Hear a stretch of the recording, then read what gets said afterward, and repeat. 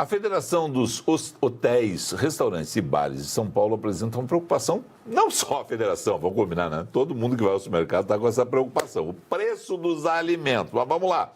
Como está batendo no nosso bolso em casa, também vai bater no nosso bolso na rua. Conosco o diretor executivo da entidade, Edson Pinto. Edson, boa noite. Boa noite, Felipe, Leni. Prazer falar com vocês e com os que nos acompanham. Quem vai ao supermercado está vendo a alta. E essa alta, é claro, se reflete para vocês, que são fornecedores de serviços. Como é que está para vocês a negociação? Vocês têm margem de negociação? Está muito alto como está para nós que vamos aos supermercados e vemos nas gôndolas os preços subirem a todo momento. E aí vocês têm uma outra situação, que é manter a máquina rodando, manter os empregos que vocês geram e o serviço que vocês disponibilizam para a população? A margem de manobra é muito pequena, Felipe. Nos últimos anos, o nosso setor tem enfrentado desafios muito significativos, desde dos impactos da Covid-19 até o aumento no preço dos alimentos, agora recentemente, que explodiram, e as complexidades econômicas e tributárias do nosso setor. Preocupa essa inflação crescente no topo da meta, especialmente os nossos insumos mais essenciais e que acabam impactando diretamente no custo das refeições fora do lar, daquele trabalhador que precisa hoje se alimentar ao menos uma vez fora de casa. Uma pesquisa recente da nossa federação, Felipe, mostrou que nos últimos 3 anos, mesmo diante de todas essas adversidades, nós ficamos 14,4% abaixo dos aumentos promovidos pelo setor supermercadista. E esse nosso esforço, eles reflete um compromisso muito firme em proteger os nossos clientes dos aumentos excessivos de preços.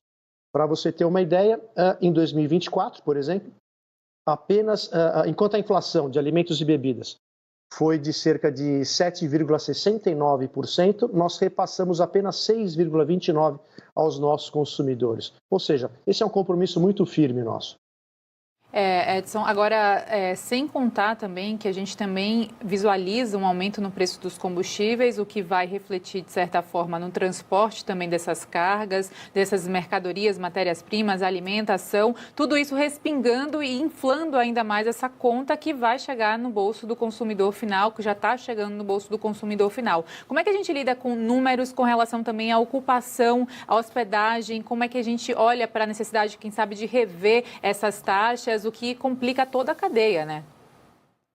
Você frisou muito bem, Leni. Nós estamos inseridos dentro de uma cadeia produtiva, um ecossistema muito grande, que é desde o agronegócio, a distribuição de alimentos, a indústria de alimentos.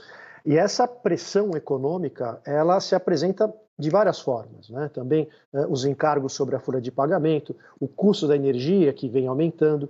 Recentemente, os produtos que mais tiveram altas foram as carnes, os pescados, grãos, café, óleo, azeite e outros variados insumos essenciais da nossa linha de produtos. Outro problema, realmente, o dólar em alta, que acaba favorecendo as exportações e o alimento aqui doméstico fica mais caro.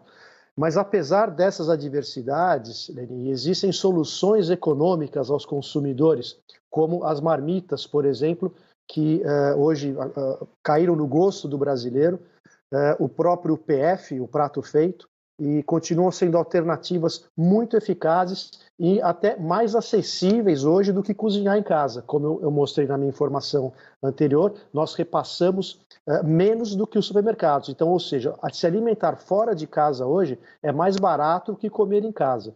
Então, essas alternativas viáveis do nosso setor mostram essa viabilidade financeira do setor de alimentação fora do lar, mesmo em tempos de crise. A situação, você já disse que a margem de negociação é pequena. Em quanto tempo vocês conseguem manter os preços como estão?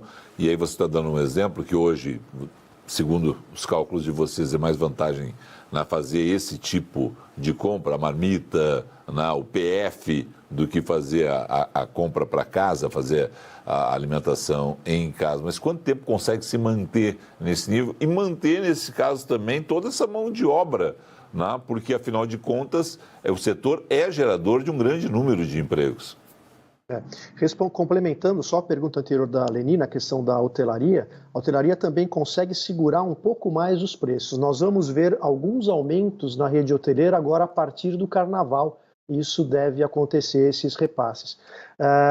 Mas, assim, nós somos um setor muito heterogêneo, Felipe, e nós temos desde pequenos estabelecimentos populares até restaurantes muito sofisticados. E cada estabelecimento tem a sua peculiaridade, mas é cada vez mais difícil para nós segurar os preços no cardápio, né? Embora haja esse esforço muito grande, a gente segura até o último momento. Mas essa retenção dos aumentos, ele já compromete, inclusive, as margens de lucro do nosso setor, que são muito estreitas. Então, especialmente nos restaurantes mais populares. Outro problema que a gente tem observado, especialmente nas regiões economicamente mais vulneráveis do Brasil, essa situação tem piorado sensivelmente. Porque se nós observarmos, por exemplo, o Vale Alimentação, médio hoje no Brasil, tem um valor de aproximadamente R$ 22,60. E ele está cobrindo só cerca de 10 a 15 dias trabalhados. Ele não chega no final do mês. E isso acaba prejudicando a alimentação saudável do trabalhador, a retenção e a estabilidade da força de trabalho. Agora, Edson, a gente teve também recentemente com outro representante do setor hoteleiro, de restaurantes também, falando sobre os impactos da virose que recentemente atingiu São Paulo em cheio, não só a capital, mas principalmente o litoral. Isso trouxe cancelamentos de reservas, também trouxe um espanto aí da população que iria para esses locais, para esses destinos turísticos, e isso fomentaria restaurantes, enfim, todo esse impacto também que a gente tem na economia com essas movimentações turísticas, falando de alta temporada, viu? Como é que vocês olham para o final dessa alta temporada 2025, que mal começa o ano, já temos esses desafios pela frente? Presumem lucro ou prejuízo certo? Leni, a nossa federação foi uma das mais atuantes, né? Assim que nós observamos que o problema, especialmente do surto dessa virose, estava ficando, o índice de internações estava ficando muito elevado, nós imediatamente oficiamos ao governador pedindo que houvesse uma atuação emergencial do governo do estado e também em relação aos casos de violência em todo o litoral que estavam sendo observados, porque o que a gente vinha observando é que nas últimas temporadas esses problemas só vêm crescendo, eles só vêm aumentando. Então, nós pedimos que realmente haja um enfrentamento dessa questão, porque ele impacta diretamente o turismo. Nós estamos falando de localidades eminentemente turísticas. Então, nós tivemos uma resposta imediata também, ficamos bastante satisfeitos com a postura do governo do estado, que imediatamente reforçou a Operação Verão no litoral, e também reforçando o atendimento nos postos de saúde e a própria Sabesp e a Vigilância Sanitária investigando por que estão acontecendo esses casos.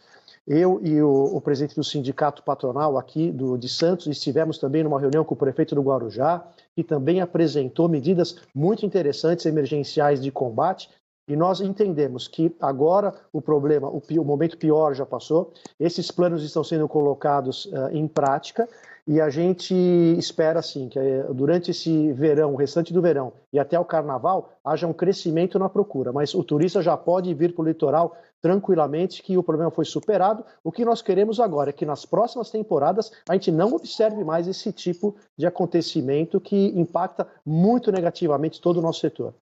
Por falar em impacto ainda no setor também, a gente sabe que empregabilidade e economia caminham juntos, ou pelo menos teriam que estar caminhando, né? E a gente torce sempre para que não acrescente, mas enfim, a realidade é outra.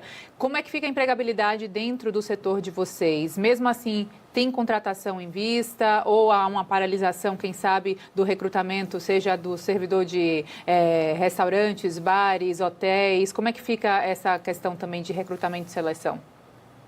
Leni, nós estamos contratando. Vagas existem e acho que em número que nunca houve no nosso setor. O problema é que está tendo um apagão de mão de obra. O nosso setor tem algumas características que o jovem, especialmente essa geração Z, tem dificuldade de lidar com algumas características do setor. O trabalho aos finais de semana, o trabalho noturno, a própria rede hoteleira que é 24 horas. Então, há uma dificuldade na contratação de jovens.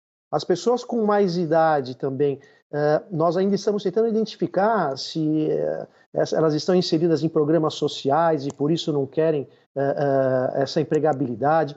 Também a questão, muitas pessoas buscam mais liberdade, aquela necessidade que havia antigamente de ter uma carteira assinada, né? Isso já não existe mais. Então, nós que somos os sindicatos e lidamos com convenções coletivas de trabalho, com os trabalhadores, nós temos essa missão de modernizar as relações de trabalho, buscar mais flexibilidade para que a gente possa empregar essa demanda, né, que ainda no setor é muito grande, e também a qualificação, que infelizmente a qualificação no setor de turismo do Sistema S, por exemplo, que faz essa qualificação, é muito ruim. Nós não conseguimos contratar 1% da mão de obra formada por essas entidades que elas chegam absolutamente despreparadas no nosso setor. Nós temos que complementar todo o treinamento nas nossas empresas.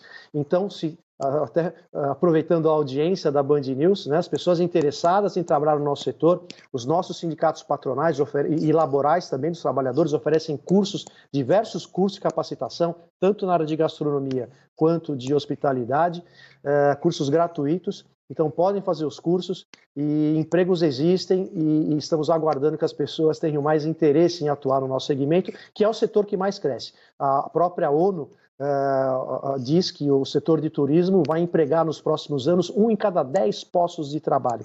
E o Brasil é um destino turístico principal. Nosso turismo doméstico é muito forte. Esse ano, 2024, nós batemos o recorde de turistas internacionais visitando o Brasil e esperamos que esses números cresçam de forma muito consistente e sustentável. Obrigado ao senhor, até a próxima. Vamos continuar acompanhando os números, esperando, né, que haja realmente alguma ação do governo que consiga segurar essa alta dos alimentos e aí não tenhamos reflexo para quem vai no supermercado, mas também quem vai fazer a sua marmita, comprar o seu PF, vai ao restaurante de mais alto nível para fazer a economia circular num setor que é muito importante de restaurantes, bares e hotéis. Até a próxima, obrigado. Boa noite, eu que agradeço a oportunidade. Obrigada, Edson.